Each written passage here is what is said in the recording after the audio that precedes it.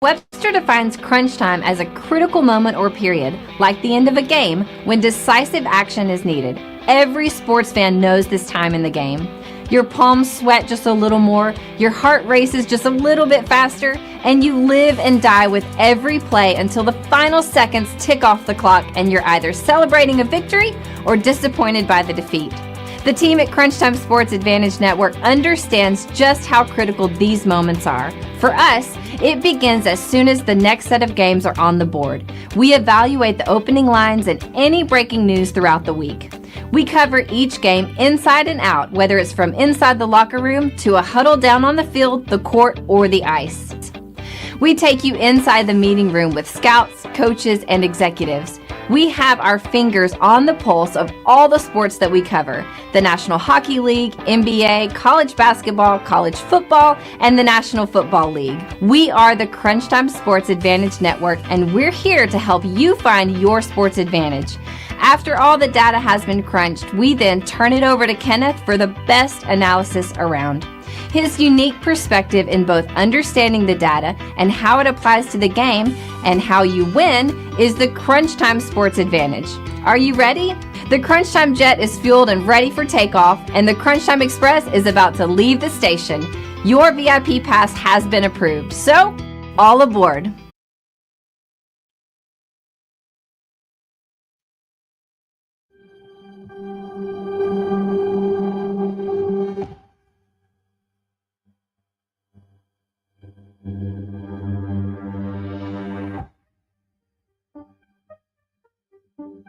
Welcome to the 2024 College Football Team Autopsy Report.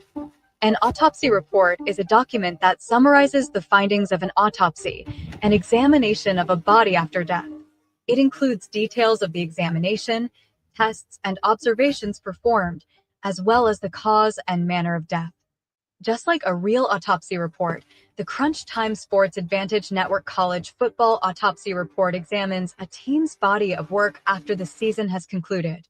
This report includes a review of the team's season win total and whether they met expectations, key offensive, defensive, and special teams metrics that shaped the season, a deep dive into coaching decisions, including situational play and fourth down aggressiveness, a final season grade, evaluating execution, performance in key moments, and consistency, the final verdict, analyzing what went right, what went wrong, and what must be fixed for 2025. With the 2024 season in the rearview mirror, it's time to examine the patient. To present the findings, we have called in our Chief Medical Examiner and Senior Analyst, Kenneth. And welcome into the latest installment of the 2024 Autopsy Report. Sticking right here in the Big 12, and we're heading down to the Bounce House in Orlando, Florida. We got some things to talk about with this team, so let's go ahead and dive right in. Head coach Gus Malzahn, who stepped away from the team at the end of this season, probably was a good move because this team was going in the wrong direction from when he first got there to what we saw the last 2 years. First 2 years, 9-win teams. In 2023, 6-7. This year, 4-8. Malzahn would have definitely been on the hot seat and would have likely been fired at the end of the year. It's amazing when people figure out the clown show and nobody else is still laughing. That's why Gus Malzahn should never be another head coach in college football. But let's get back to looking at the team from an overall standpoint, and then we'll dive into the offense, defense, coaching, and special teams. Figure out why this team only won four games last year. From a betting standpoint, Vegas completely had this team overvaluated. This team had a season win total back in June of 7.5. 4 wins completely fell short of that. When we look at how we saw them from a composite win total standpoint throughout the season, we were still fairly high on this team at 6.2. So only winning 4 games, there was some major disappointment there. We're going to see if we can't discover that in this autopsy report. As we like to do with these podcasts, we want to look at your strength of schedule and your strength of record. Now, your strength of schedule is something you can control for the most part. How well did you schedule last year? Was it a soft schedule, difficult schedule? Your strength of record, how did your opponents perform throughout the season? Now, this is something you really can't control. If you played a team and they had a horrible season, it's going to drag down your strength of record quite a bit. So let's take a look at UCF from last year. Their strength of schedule, 0.514, 23rd toughest schedule in the FBS last year. Their strength of record, 0.629. That means their opponent, folks, was putting up a lot of wins last year. 12th toughest in the FBS last year. So when this team stepped up in competition, they could not match that level of performance week in and week out. That's why they underperformed, missing out on that season win total. Key takeaway right now, I would say UCF underperformed largely due to inconsistent execution, defensive struggle, turnover issues. Despite having a strong rushing attack, the Knights were unable to win key matchups. And as we always like to do, let's start right here with the offense. And if you're watching this on YouTube, on the screen coming up, you'll see how we had their opponents power ranked from a defensive standpoint. How good were the defenses that did this UCF offense have to go up against last year?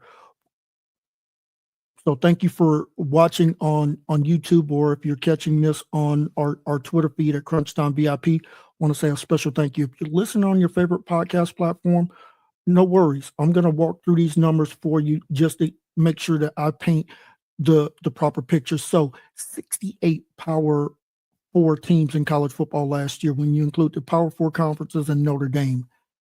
Let's see, using that number 68 as a baseline, how difficult was this schedule last year? We're going to start there, really starting with game 2, folks. Sam Houston, the Bearcats, were ranked 66. TCU was 53rd. Colorado, their defense was ranked 16th.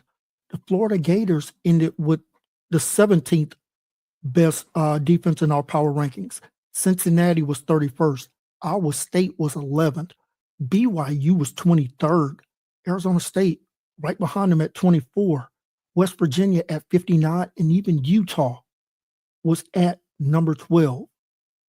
Outside of their FCS opponent in New Hampshire, the only team that they faced last year that was outside of that top 68 was Arizona. 10 of their opponents inside of that top 68, they were facing quality defenses week in and week out. And when I talk about that strength of record number, folks, listen to the win totals of their opponents here. Sam Houston finished their season 9-3 in the regular season. TCU was 8-4. Colorado was 7-3. The Gators finished their season 7-5. Iowa State and BYU and Arizona all had 10-win seasons. West Virginia also made a bowl game last year. So that's when I point out that strength of record, this is what I'm looking at. Opponents with a lot of 7 and 8 plus wins on that schedule. When we average out their opponent defensive power ranking, 36. So you're talking about week in and week out facing a defense that is barely outside of the top 30 every single week. That's why you see some of the struggles that this offense had last year. And as I jump over to the offense, if I bullet point this offense in a quick thought, it would be an elite rushing game, poor passing attack. And as I get into their numbers here, I'm going to give you a couple of numbers. I'm going to give you their end of the regular season total number in points, passing and rushing, and then we're going to adjust for their opponent. So with them facing a tougher schedule, expect to see a lot of their numbers from their raw numbers improve because of the quality opponents that they faced week in and week out. Okay, so right here, their points per game. NCAA average last year in points per game was 28. This offense was at 30.4. When we adjust for opponent, that goes up to 32.6. Their passing game, let's round it up to 200 yards passing per game. When we adjust for opponent, goes up about 21 more yards to 221, just barely below the NCAA average of 227. Their rushing attack, folks, the NCAA average was about 160 yards per game last year. This offense was running the ball at a 248 yard per game clip. When we adjust for opponent, actually goes up to 263, so 14 yard per game improvement. Their total offense, 448 yards per game. When we adjust for opponent, that goes up to 483, 35 yard per game improvement when we adjust for opponent. Now, here are three key numbers for you. The average offense last year, scoring drive percentage was about 40%. When we adjust UCF out for their opponent, it was 46.4% of their drives, and it would either a touchdown or a field goal. The NCAA average last year, teams finishing their drives with a touchdown, about 28%. This offense adjusted was 36%. This team was also really good on third downs. NCAA average about 39%. This team was at 41.5%. Now, here's the problem. This team gave up quite a few more sacks. Average last year about 23.5. This offense gave up 28 sacks, and I talked about the turnovers. This team turned the ball over way too much. 19 turnovers in the regular season last year. Way too many. Now, when we look at how our 3 E's, your effective, explosive, and efficiency from an offensive standpoint, 134 Division I teams last year. This was the 45th most effective offense last year. As far as explosive, 18th. A lot of that due to coming off the run game. And then as far as being efficient, they were 32nd. This offense ended the season last year as our 30th best offense last year. So some key highlights really quickly. Strong rushing attack, as I mentioned, explosive playmaking. A lot of that to do with that talented running back that they had in R.J. Harvey. Over 1,500 yards rushing, 22 touchdowns last year, 25 total touchdowns, 1,800 yards from scrimmage last year.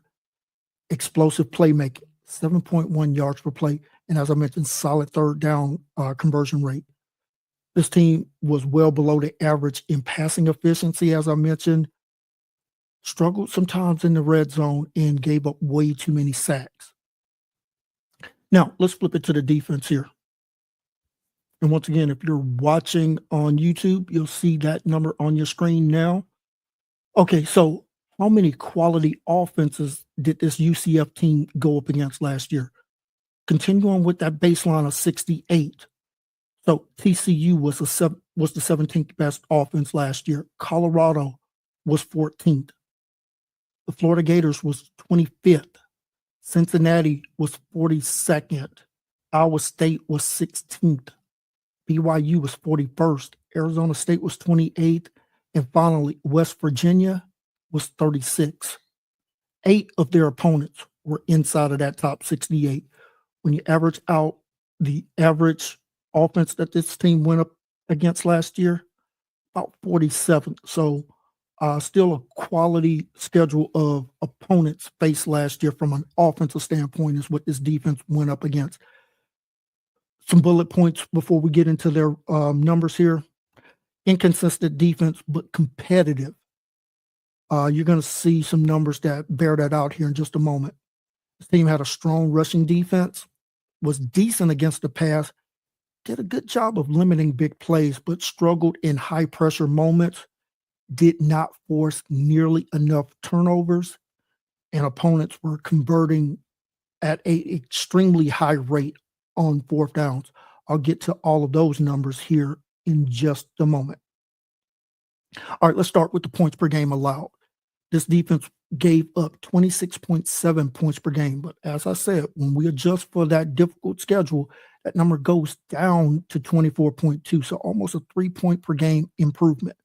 Their pass defense, 219 yards per game allowed. When we adjust for opponent, that goes down to about 210. So about about a 9-10 yard difference or improvement, I should say. Their rush defense was very good. 120 yards per game allowed. When we adjust, it actually goes down to about 118. Their total offense allowed last year 339 yards per game. When we adjust for opponent, number sits at 328. So an 11-yard per game improvement there as far as total offense goes. Now, opponents' drives ending with a touchdown. They were right on the average as far as drives at 39%. Opponents ending their drives with touchdowns about 27%, but third down conversion is where this team really struggled.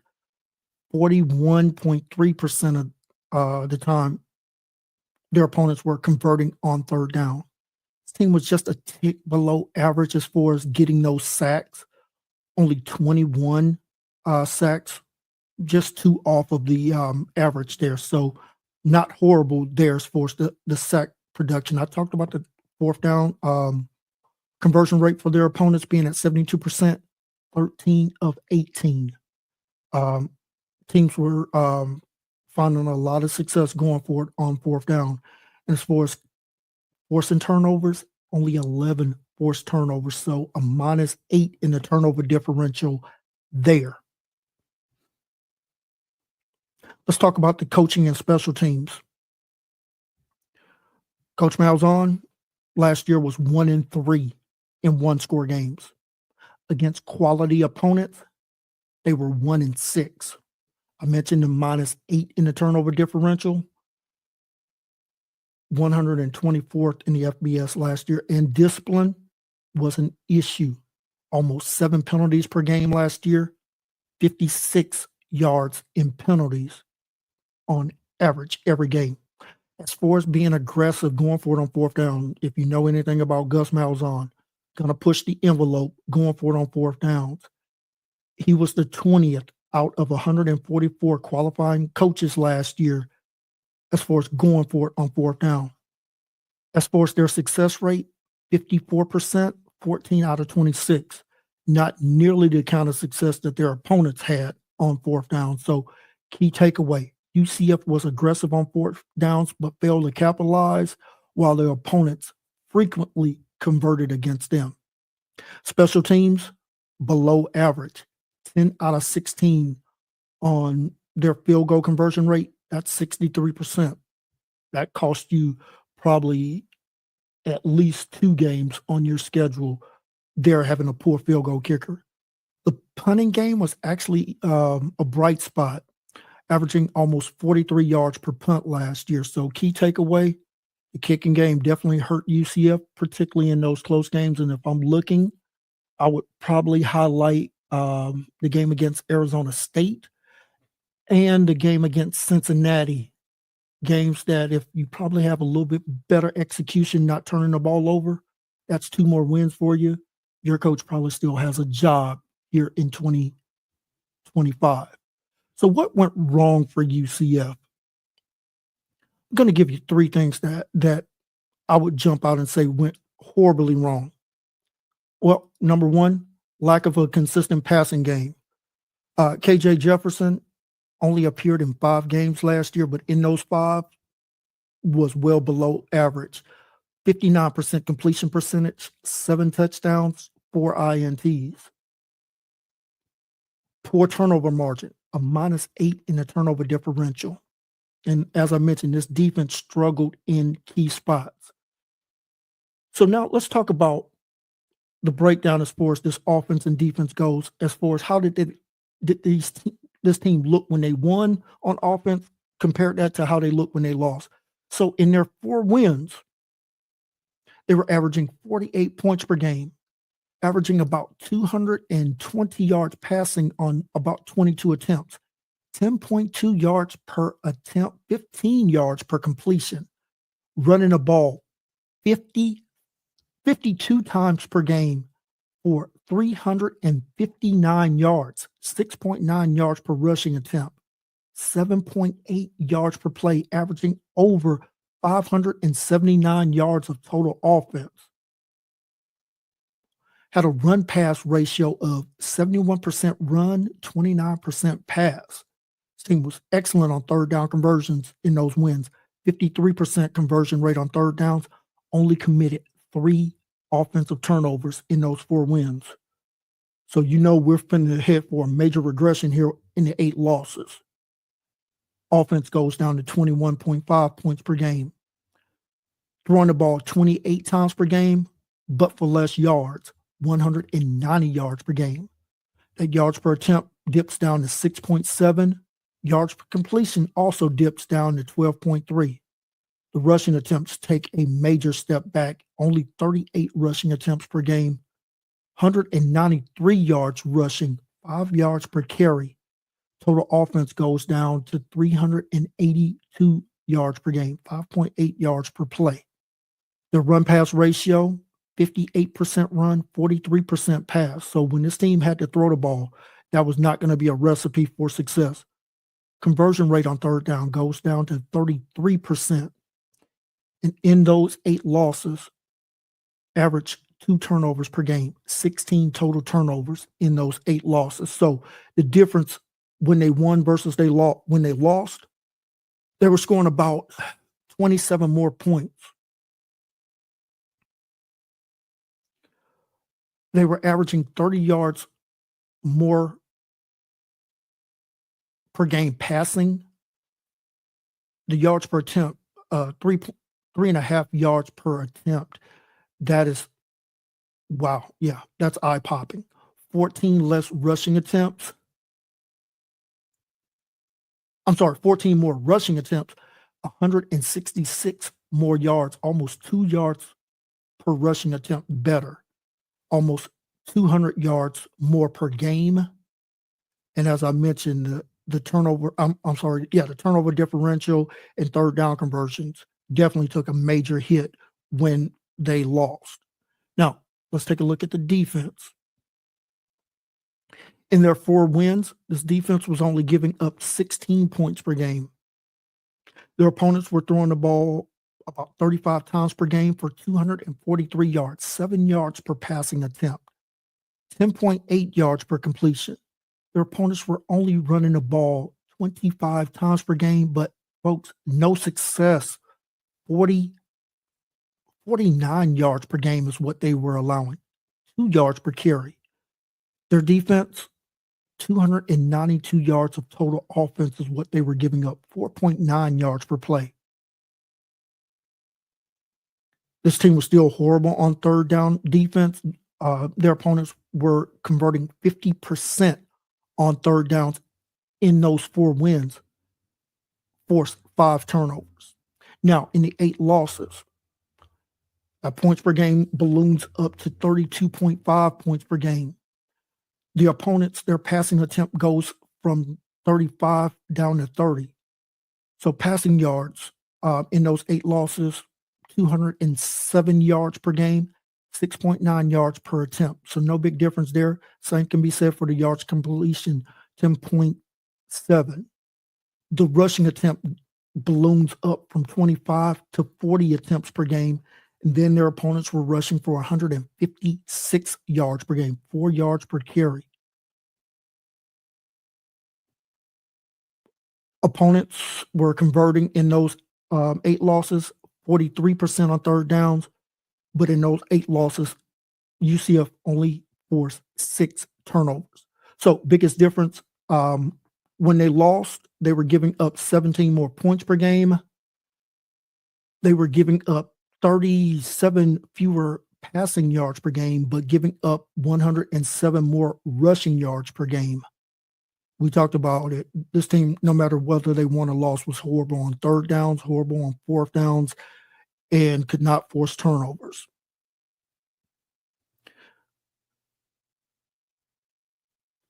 So we see why this team struggle. I'm going to highlight another number. No wide receiver for UCF caught 50 passes last year. No wide receiver top 800 yards receiving. Their leading touchdown from the receiving threat was Kobe Hudson, who had 4 receiving touchdowns on the season. This team absolutely struggled mightily. So let's go ahead and get to their final grade, and then we'll get to the final verdict.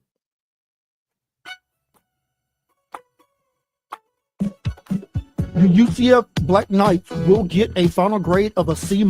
Their strength, I talked about it. The rushing attack was explosive, efficient on offense, and solid run defense at times when they won. Their weaknesses, poor passing game, struggled in close games 1 and 3, below average special teams. That's why they have a new head coach going into this season. Final verdict. UCF strong rushing offense, but failed to meet expectations due to turnover struggles, defensive lapse, and inefficiencies in the passing game. This team must continue to improve its passing efficiency, reduce the turnovers, and address the special teams concerns. So what are the 3 keys that this team absolutely has to improve on in 2025? Key number 1, the passing game. From every metric, every standpoint, this team was abysmal, to say the least, as far as passing the ball. Find a much more efficient quarterback who can complete a higher percentage of his passing. For a team that, regardless who the quarterback was, if you're hovering around 59 to 60% at the quarterback spot, not going to be good enough when you consider the passing game being at or behind the line of scrimmage. Got to be completing a higher percentage passing total than that. Key number 2, got to win more close games. That has a lot to do with the special teams. You got to improve in those areas. You're leaving points on the board when you're not converting field goals, flipping the field with the punting game, and then taking care of the ball, which leads me to my 3rd key. Improve the turnover differential. You cannot be -8 going into 2025. Take care of the ball a lot better than what we did. And if I look at it, the breakdown in those turnovers, were they fumbles or were they bad decisions by the quarterback? And to answer that question, it was both. It was 11 INTs. It was 8 fumbles. So got to clean up ball security from both the quarterback and all of the ball carriers, whether it was receivers or running backs.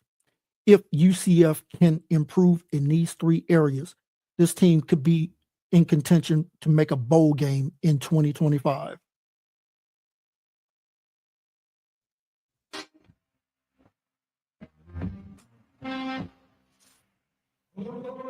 Thank you for tuning into this podcast. We hope you enjoyed today's episode and our deep dive into all things college football. Don't forget to subscribe, rate, and review the show on your favorite podcast platform. And if you're watching on YouTube, be sure to like this video and hit that subscribe button. You can follow us on Twitter at CrunchTimeVIP for updates, insights, and more content. And make sure to visit our website at CrunchTimeSportsAdvantage.com for in-depth blogs, game previews, and information about our Crunch Time Express handicapping packages. Thanks again for listening, and we'll see you next time for our next patient on the 2024 College Football Autopsy Report.